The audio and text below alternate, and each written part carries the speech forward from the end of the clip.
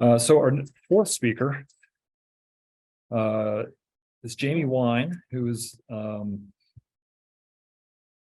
got my notes here somewhere. There he is. He's the Clean Energy Program Manager for Green Built Alliance, which is a local nonprofit that works on sustainability in the built environment. They've been doing this since 2001. They host several programs for income qualified families and a public process to reach 100% renewable energy by 2014 as a goal in Buncombe County. He's going to talk about several key strategies to reach 100% renewable energy, which includes electrifying everything, greening the grid, and embracing efficiency, and how each one of us can help.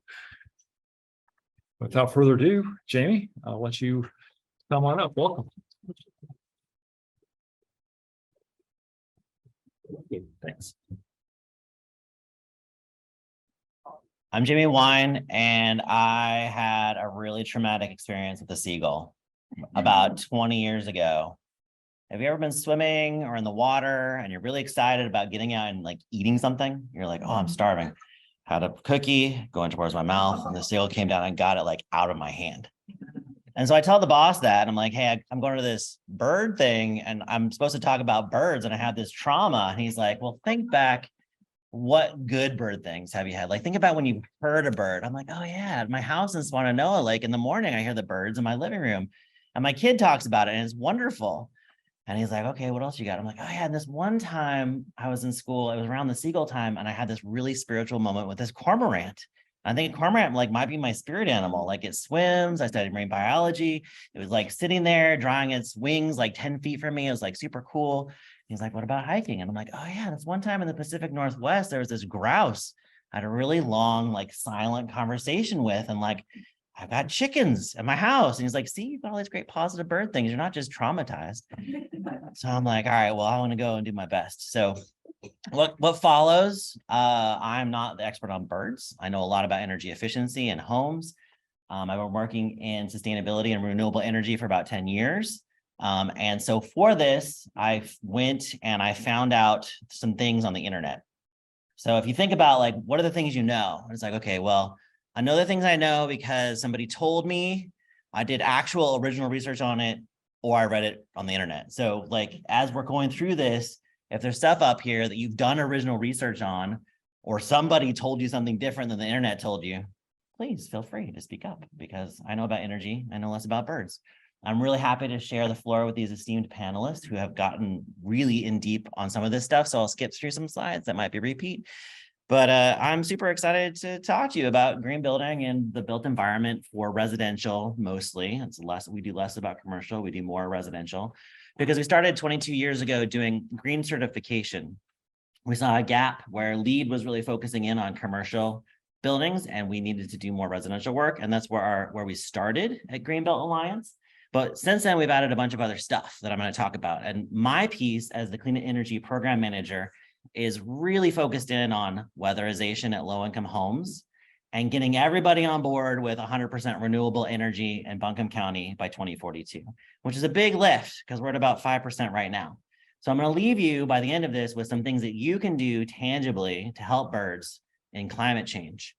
And that's really important because, as you've heard already, about 2/3 of bird species in North America will be affected, possibly become extinct because of the pressures of climate change. They're reducing foraging efficiency, habitat loss, reproductive failure, migratory shifts.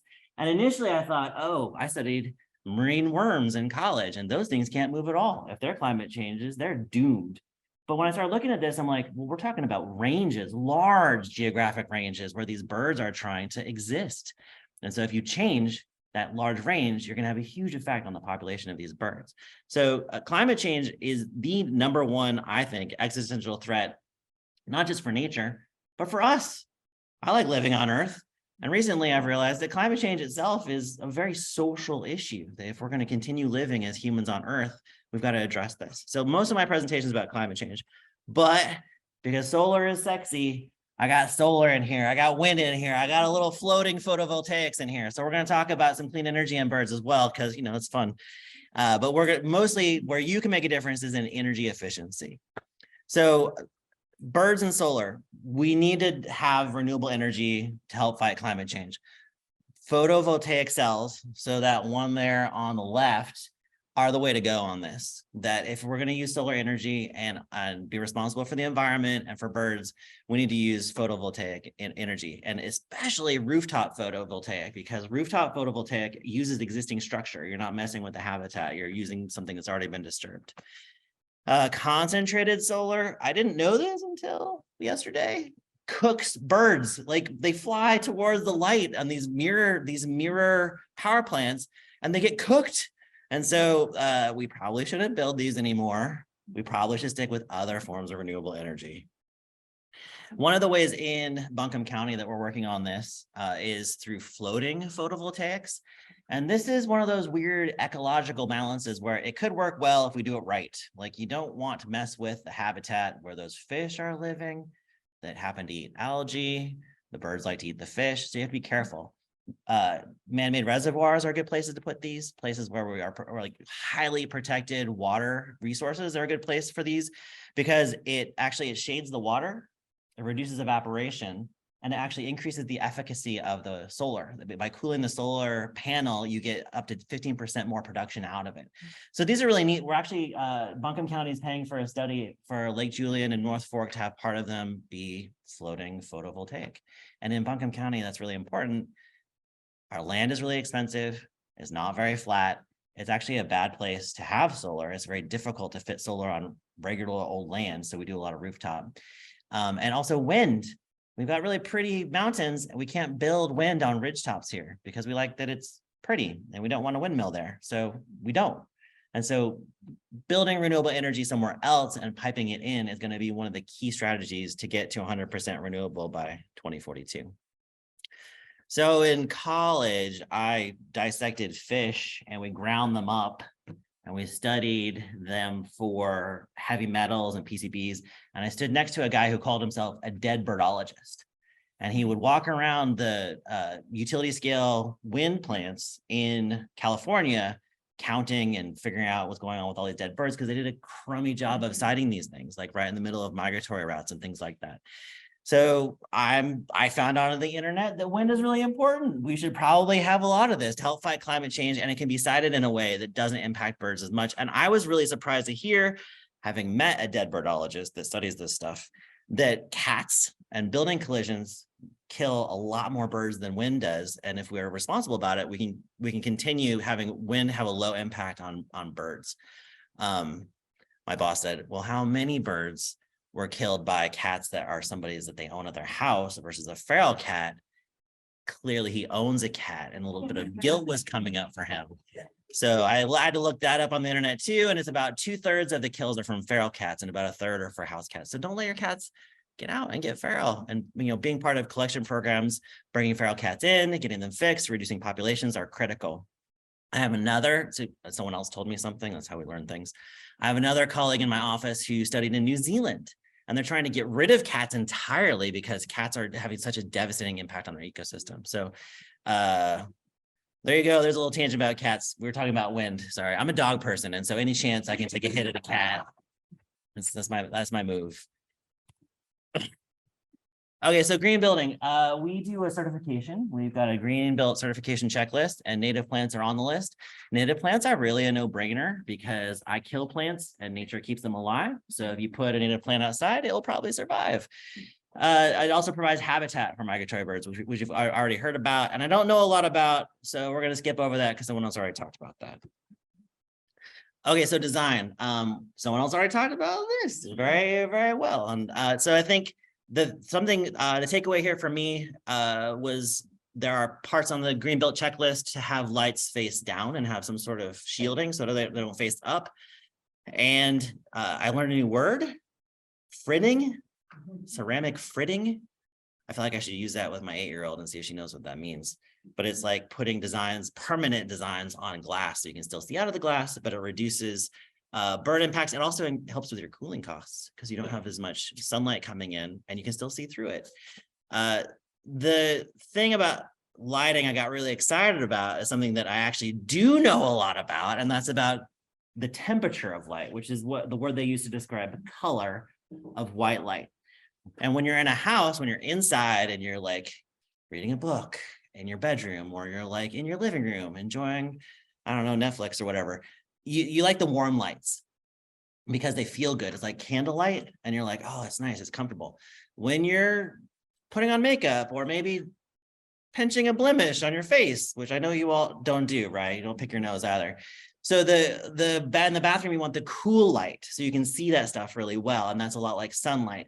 So birds, they are less affected by the warm light and more affected by the cool light.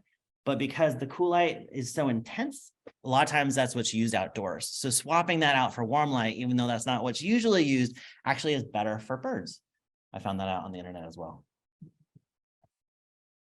So climate change is the elephant in the room. One of my esteemed panelists went deeply into this, but I'm going to talk about what you can do to fight climate change in your own life. We're all going to have to pull together on this. The way to 100% renewable energy is greening the grid. I mean, I have a guy from Duke's phone number, but that's about as good as I can do on that front. So that's a little out of reach. Embracing efficiency. Oh, I can do that. I can embrace efficiency. And then it's electrify everything. So take the things that are in your house that are gas and switch over to electricity. I'm the cook in my house. I'm super invested in my gas stove, but it puts off a lot of sulfur oxides, nitrous oxides, and volatile organic compounds. So NOx, SOx, and VOx. You don't want that to breathe. You don't want to breathe that stuff in your house.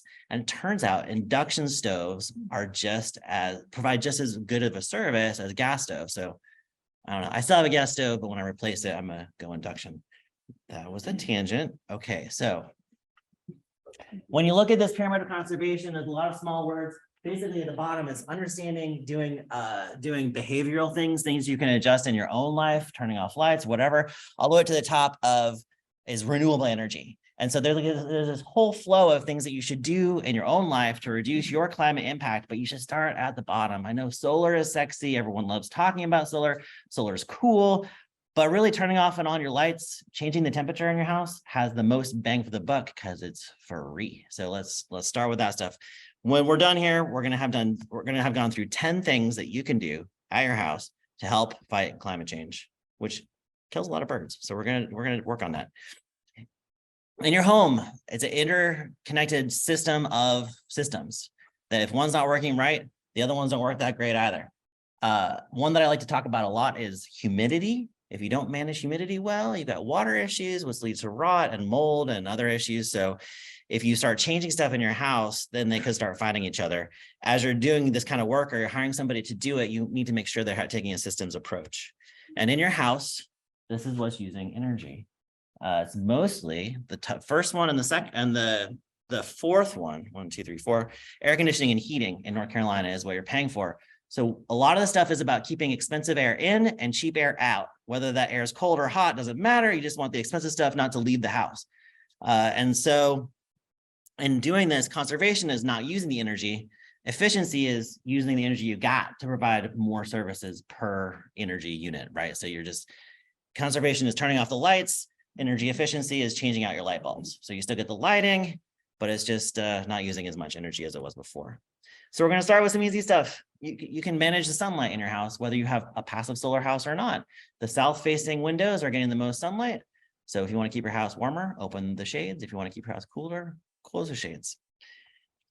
This is a safety issue on your water heater. Put it at 120 degrees. If it's hotter than 120 degrees, you're just wasting energy, but you're also creating a liability issue. Say a friend's over or someone's kid's over, they turn on the water. If it's more than 120, it can scald them. So this is not just about energy efficiency, it's about safety.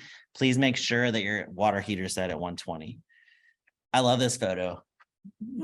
I don't do this, but my colleague who sits across from me does, and she guilts me about it all the time. She's like, I don't use my dryer and I open my dishwasher. I'm like, well, it's great for you, but I don't want to do that. So if you want to do this, do it. If you don't want to do it, then you can keep getting judged like me. LEDs are kind of market saturated. We all know about LEDs. I just like to say I'm glad I don't have to push CFLs anymore. Remember those? The squirrely, worst product ever. As an environmentalist, I graduated college 20 years ago when that seagull traumatized me. And we pushed them for like 15 years and it was awful. They have mercury, they buzz, the color is bad. But LEDs are fantastic. So I'm happy that we've moved on beyond CFL technology. If you're not using LEDs, This is one of those things you need to switch today. It doesn't matter if your lights are still working. If they're incandescent, you got to switch them out. Remember the Easy Bake Oven? I found out from my 8-year-old, they still make that. I was like, oh, I didn't know that was still a thing. The heating element in that is an incandescent light bulb that bakes brownies. Like, get that out of your house. Put in some LEDs. So this is all about, this is, I think we're on number 4, number 5, about stuff you can do to reduce climate change and help out at your own house. Air sealing. A lot of folks are really focused on the insulation in their attic, but really you should focus first on air sealing. There can be over 100 different places in your attic where air is going back and forth. And that's like bad because it's expensive air going out, but it's also bad for your lungs. You've got all this dust and debris and stuff coming into the air that you're breathing. So pulling that insulation back, sealing up those holes in the attic floor and the ceiling will really help. And then there's stuff like this, where you roll up to someone's house and they don't have, the register is just not connected. So you've got a duct that's heating or cooling a crawl space or an attic. So reattach that stuff. The furniture is harder because you got what you got. But if you're looking at managing furniture in your house, don't block the vents. You want the vents to work properly, and people will close and open vents to try to manage the system. Not the best way to do it. The best way to do it is actually inside the system itself. So hiring somebody to rebalance it in the attic or the crawl space instead of trying to rebalance it from the registers in your house. It makes it actually work less efficiently. This is a really fancy camera. If you have someone come to your house who's like giving you a quote on energy efficiency stuff, they always break that out because it's a great marketing tool. Look at these colors, look at, but what it's really showing is here's where the temperature differences are because of issues you've got. And if you have like a door size or a window size, so like 64 by 32 inches of not insulation on an attic floor, it reduces the efficacy of all the insulation by 20 to 30%. So having full cover of insulation after you've done the air sealing is actually really important. And if you have insulation, just add more. You don't have to tear out what you got. You just add more on top of it. You don't need to like start over again. I've done some of this myself, and sometimes it's like, never again. I'm not gonna do that again, but I did it. The doors that go through the attic can be a problem, so you want to insulate those. And a properly insulated attic actually has insulation that covers not just the rafters, but some of the ductwork as well. So if you don't have that much, you probably need more. There's holes in ductwork because it's pressurized. You should seal those. The pressurization actually increases leakage. You can lose up to 20 to 25% of the air going through them because it's pressurized in a forced air system. I have a heat pump in my house, which is really cool. I don't know if you have one of those, but it's much slower pressure, so they're not as leaky, which is nice. I like a heat pump.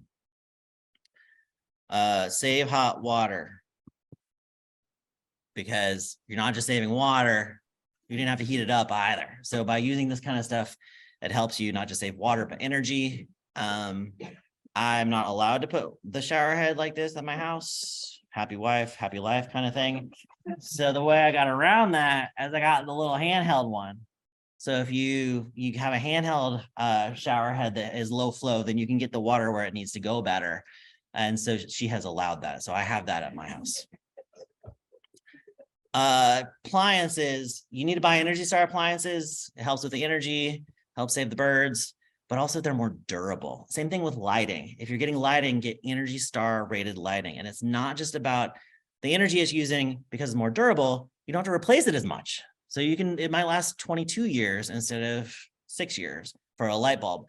For the appliances, it's similar. Instead of lasting 7 or 8 years, it might last 15 or 20. So Energy Star isn't just about energy. It's also about durability. That's it. That's the 10 things. We made it. If you don't want to do this yourself, which, who really wants to, it's like going to the dentist, not really my favorite thing. But after you're done, it's like, oh, I'm glad I did that. Duke Energy has a program called the Home Energy House Call. They'll come out to your house, give you a menu of options that you can choose from. Some are free, some are not. And the other 2 programs I have here are kind of similar. The Energy Saver program is kind of similar, but the Energy Wise Home is different. And this is what got us our start. And I think let's see. Oh, I should have put that slide there, but I didn't. It's this slide. This is what got the work that I'm doing at Greenbelt started, is the peak energy we're using in the winter. When it gets too cold, there's a few days when our emergency heat strips kick on our heat pumps. or our propane kicks on, not as important for the energy demand, but still energy. And so we had this peak. And so the whole point of our program was to drop the peak. And that's what that program does. Energy Wise Home, they put a device at your house on the water heater and on your heat pump, and they can cycle it on and off along with thousands of other devices every 15 minutes. So you get similar service out of it. So it still heats, it heats the water, but now you've brought down the peak load. And so we don't have to build a peaker plant, which are crazy expensive and not good for the environment. You can do this stuff yourself. I've done a lot of this stuff myself. I'm tired of working in an attic, so now I hire people to do this stuff if I need it. But there's lots of stuff you can do yourself. And there's this really adorable seal out of a group from Raleigh that I didn't put in the presentation, but I should probably add, called the seal. Seal it yourself with this ridiculous German accent. Highly recommend you check it out. It's pretty fun. So you can do some of this stuff yourself. There's low-income household programs, which is the other half of what I work on. We go to stick-built and mobile homes and help folks do it for free. We've never charged anybody. We've done about 1,000 homes. And then just change how you operate your home. I've talked about that a little already. Everybody wants to know about the Inflation Reduction Act. They keep saying it's coming. It hasn't gotten here yet, but one day it will get here. And you too will get basically a checking account of cash that you can use towards buying an electric vehicle or upgrading your house. The electric vehicle one is available now. I just got a new vehicle because my other vehicle died, and it's an electric vehicle. I'm really excited to plug it in. And I thought I would be really concerned about range, but I like it. It's like it charges at night when I'm there. It actually heats itself up in the morning before I get out there. So it uses the power from the wall instead of the power from my battery. And I'm just like, my last car was from 2008. I'm like, this is high class. This is good stuff. So there's lots of options from the IRA. This is the other piece of the program I was talking about. We have a low-income program where we go out and do help people out. And it's really cool because the benefit lasts for much longer than the cost, because these measures are lasting 5 to 10 years. We've had a lot of impact so far. In fact, we're going to make 1,000 homes shortly. So that's really exciting. Talked about that already. Oh, you can come join our club. These are public meetings. If you want to come, so I'm the person that's doing the boring Zoom stuff, honestly, but in the conversation, you're welcome to come. It's a public meeting to be in the Blue Horizons Project Community Council. There's 13 members that are on it they're like solar experts. We've got this guy that does programming for electric cars, so it can interact with the grid, and like the battery can be part of the grid. There's some really fun people to hang out with over beer. But you should come and have your voice heard. We have a tree person who I'm trying to get involved. It'd be cool to have a bird person too, right? So you should come hang out with our club. And then we've got a couple other programs. Neighbor to Neighbor Solar is low-income solar. Again, it's free for folks that are low income. This is kind of a unicorn. They got to own their own house. They got to be low income. The roof has to face the right way. The roof has to be built well. So it's difficult to find clients, but we're doing 20 in the next couple of years. Last but not least, Appalachian Offsets is a local offset program where we take cash locally that you want to offset your carbon footprint and invest in local projects. So like putting solar panels on schools or churches or the United Way, like that kind of thing. So if you were looking for offset, we have an offset program that's local that has a local impact, which is really exciting. Whew. Made it. I'm so happy to get past my seagull trauma and focus on that grouse and that cormorant to be here and talk to you about how to save all the birds. So thank you for having me.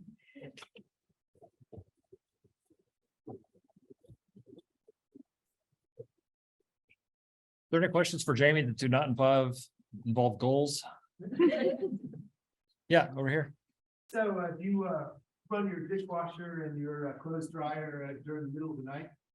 So in North Carolina, we don't have tiered pricing. So the economic motivation for that is a lot of places have tiered pricing, and the peak happens between 2 and 6 or 8 p.m. where we're using the most as an overall system.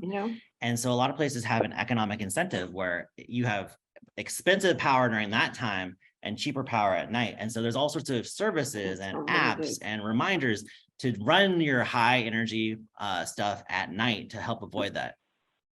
I don't do that now, but I should. I would like to see there are some deregulation things happening with Duke that are going to allow us to access that tiered pricing. We're starting to head that way. There are some costs and benefits and trade-offs with net metering with solar that we're working through, but no, I don't do that. but we should. Mary? But isn't solar power only available during the daytime hours? Yes, Then we're talking about. solar power is only available during the day. We mitigate Or- that with ways to store energy. So like you either use a battery, which apparently, even though lithium is a rare earth element, we have got a lot of it. We just don't have a way to mine it and process it to use it in the United Other States. guy. It's the third most common element on Earth. I read that on the internet too. So if someone can fact check me, that might be gotta be off true. by a little bit. But yeah, so the way you mitigate that with storage, so batteries, or there's also mechanical storage. And the biggest example of this is two reservoirs on either sides of a dam. So they pump up the water at night when the energy is cheap and let it out during the day when it's expensive. So they can store the energy that way during, like, it's solar in the morning and it's not being used. You can do the same thing. You can use that mechanical storage. But yeah, storage. Oh, actually, one more thing on that. So storage is the biggest mitigation for solar. But if you think about all renewable energy, a better connected, integrated grid is really important, because if it's sunny in New Mexico and there's a hurricane in Louisiana and there's some sort of snowstorm up in New England, if we were all interconnected, the place where it was sunny could provide that power. But right now, there's so many political divisions on our power system. Like Duke Energy is completely separate. We're not part of any kind of other agreement.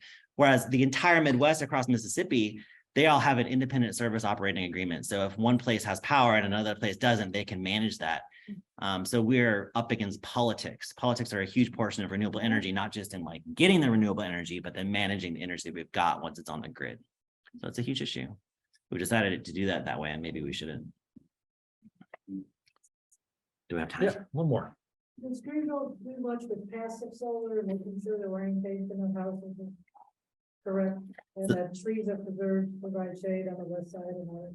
So the question was about passive solar. Sorry for people on the call. I should have been repeating questions, but the question was about passive solar. Does Greenbelt do a lot about passive solar? And the answer is yes. Passive solar is when you modify the building. So the orientation of the building or the feature of the building, like shading over windows to manage sun. And so the shading over windows is a really great example. If you think about the orientation of the sun in the sky in the winter time, for us, it's lower.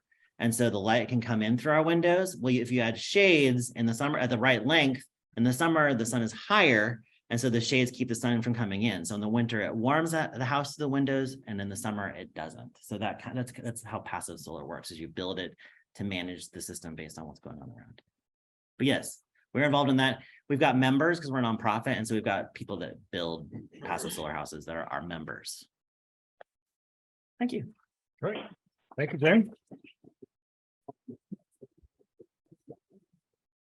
All right, and as with the other speakers, Jamie will be part of the panel in the fourth third of our show this afternoon. The fourth part. Related to that, you had a whole bunch of good information in your presentation. Are we going to be able to hang these presentations on the website for people to access later on?